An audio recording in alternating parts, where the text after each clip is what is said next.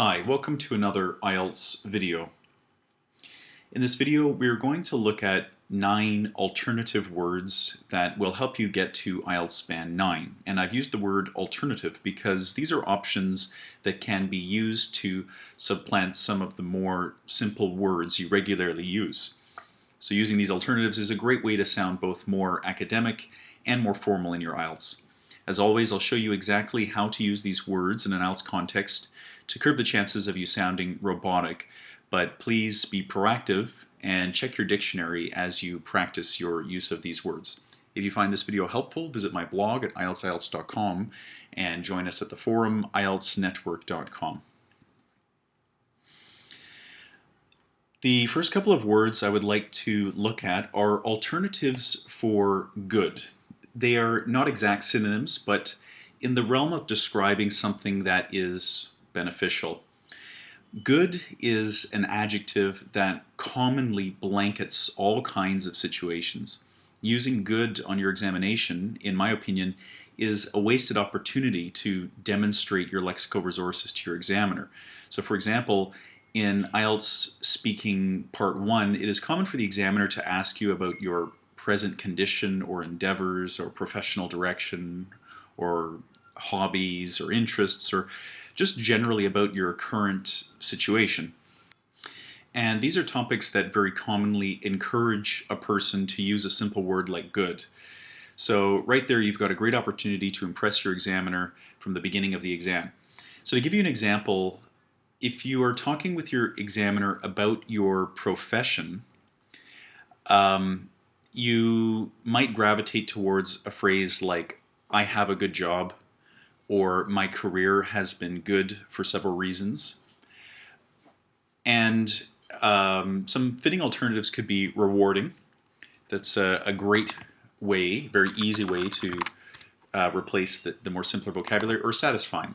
So my career has been satisfying for several reasons.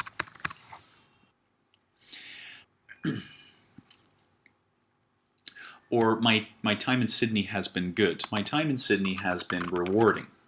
For example, if maybe you had a cue card that asked you to talk about the place that you live, and this might be part of your opening. So my time in Sydney has been rewarding for the following reasons, and then you go on to talk about that. These two words are also useful for writing task 2. So recently we saw this question: do you prefer to work for a large or small company? And there were variations that were reported. Some of them said, do you agree or disagree? So when you're sharing your conclusion sentence in these supporting paragraphs, you might write something like, it is for this reason that I feel working for a large company is better than working for a small company. And that's fine. But if you find that you're using words like the comparative of good, better, regularly, you might feel like you're repeating yourself. So a nice alternative for this wording would be a word like rewarding. So it is for this reason that I feel working for a large company is, sorry, we'd have to use the comparative, but more rewarding than working for a small company, or more satisfying than working for a small company. Okay, so those are two very easy alternatives for good to get us started. Now, word number 3 today is merit. And merit is a noun that is used to refer to something that holds value. It is commonly used to describe something that has a certain integrity to it or logical backing. So it's a great word to use to describe a conclusion that you draw in task 2. And this is because it goes beyond simply communicating something that is beneficial. So for example, in this writing task 2, we had some people believe that diet and exercise in a population are largely the responsibility of the government. Others feel people should be responsible for their own diets and their own levels of exercise.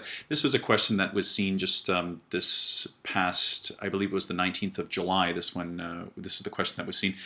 So you might use merit, for example, again in the conclusion section of one of your supporting paragraphs. Thus, the argument that governments should be responsible for the diets and exercise levels of citizens is good. So we're describing the argument as being good.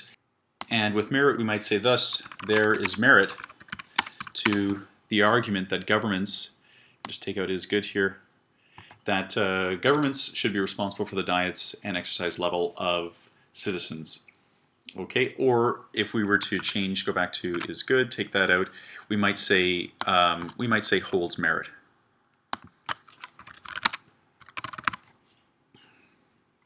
Okay, word number 4 is optimal.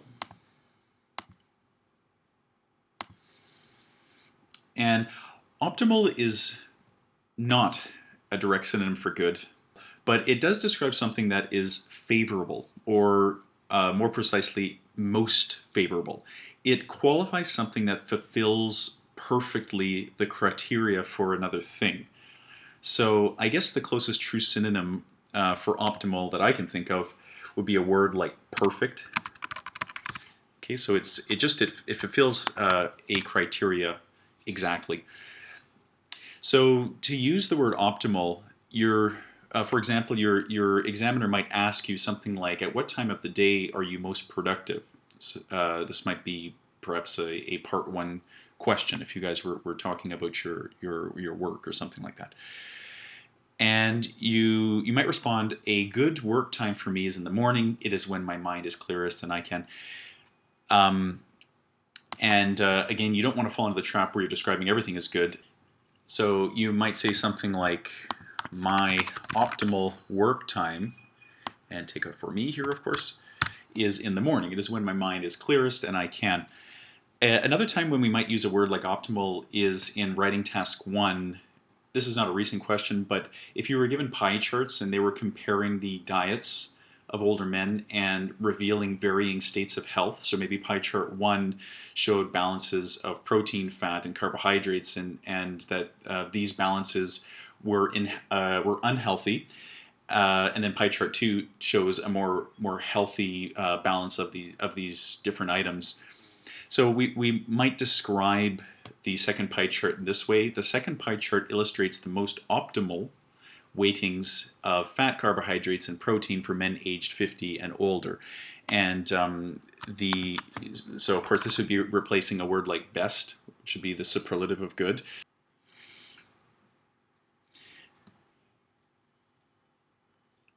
Okay.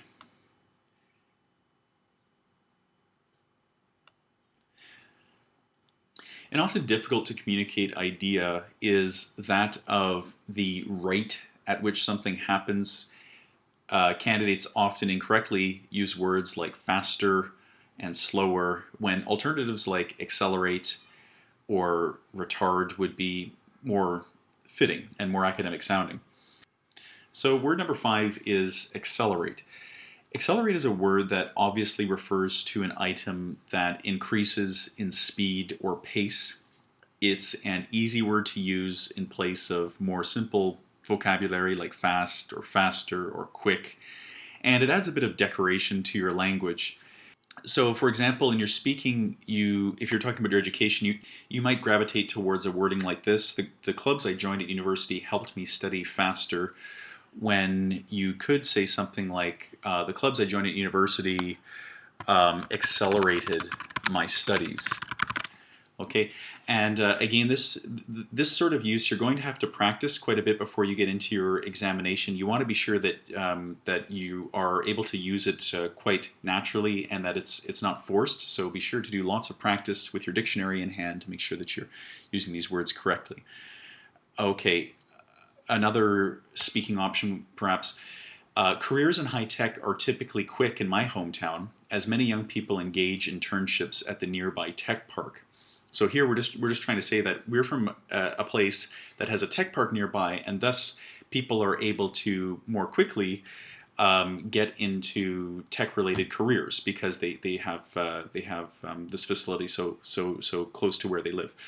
So another way to word this would be careers in high tech are typically accelerated. Okay. Just describing that they move more quickly than people that are trying to produce high-tech careers in other cities that do not have the facilities of a tech park close by. Writing task one. So accelerate is a great word to have in your arsenal if you're writing the academic. Often you'll see graphs that show data that is, it gets faster or increases exponentially, and you want to be able to describe this appropriately in your response. So growth of laptop sales got faster between 2002 and 2004. Growth of laptop sales accelerated. Okay, let's go to our word number 6. Retard is a verb that describes something that slows another thing. However, it is a word that isn't regularly used in spoken English outside of an academic setting, so I advise you to avoid using it in your speaking unless you are at a much higher band, because it could sound forced or robotic if used by someone whose speaking isn't all that refined. For those of you at a higher band that want to give it a try, remember to stress the second syllable. It's retard. Retard. So, in speaking, for example, you might, again, use it to talk about something related to your studies, maybe something that held your studies back. So, for example, inadequate language skills were what most retarded my progress at the University of Calgary. Retarded, however, is a great word to use in your writing, regardless of your band. It's much more commonly seen in English writing than it is in speaking. It's very academic sounding, and it adds some color to an essay when it's used correctly. So, for example, this writing task 2 question: young people learn more and at an accelerated speed through the use of technology. Our example might say something like this. For example, libraries that do not electronically index their resources slow the rate at which a student can can access information. And slow the rate, we would obviously just replace slow with retard the rate at which a student can access information. And again, it just adds a bit of academic color to your writing. Word number... Oh, another area candidates sometimes have trouble with is qualifying degrees of importance. Often the word important can be repeated, or awkward uses of words like top or big or tiny or are attempted, and this can lead the candidate to fluency issues and incoherence. So I want to demonstrate a couple of ways you can properly qualify something as either important or unimportant. So the first word in this section is key. Key is a word that can operate as an adjective or a noun. You should reserve this word for describing something that played a critical part in a successful situation.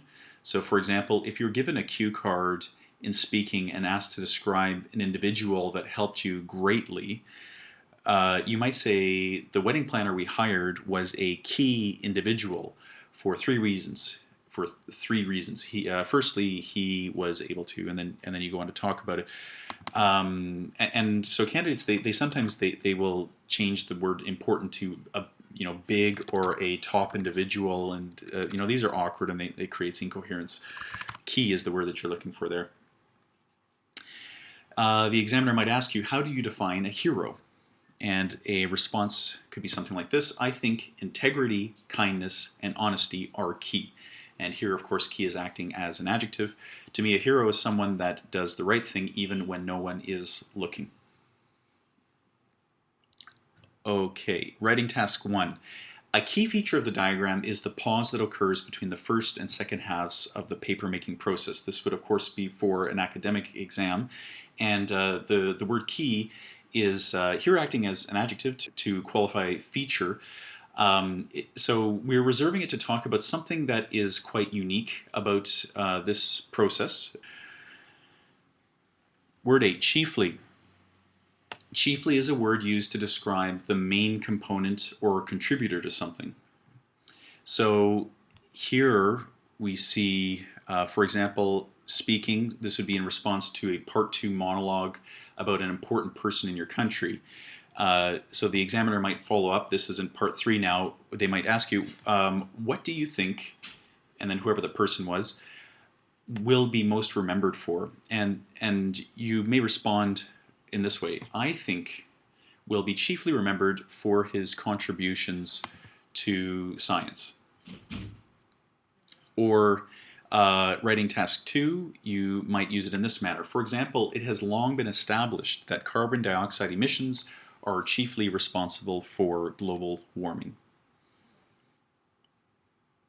Okay, and just a very nice way, a very nice word to replace mainly. And finally, trivial. Trivial is a great word to use to describe a part of something that isn't very important or doesn't contribute.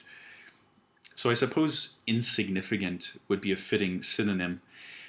Trivial is a good word to practice. It allows you to vary your language when talking about something that's small or unimportant, which does come up as a situation that does come up from time to time in the examination. So it's good to know how to use a word like trivial. For example, in speaking, your examiner might ask you, how central was the internet to your studies at university? And the case could be that, that the internet was not central at all to your studies.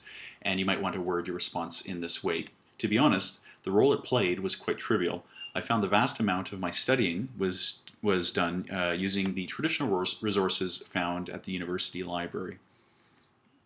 Okay, again, it's a great way to talk about something that did not have a very large impact upon another thing. Okay, I hope that video helps decorate your language a little bit and helps get you towards that band 9. Thank you very much for listening and have a nice day.